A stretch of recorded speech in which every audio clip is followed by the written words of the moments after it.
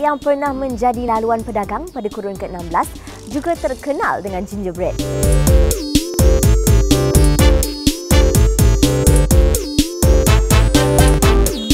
Semua ini dan banyak lagi dalam Mencari Resipi Turun-Temurun di TV9.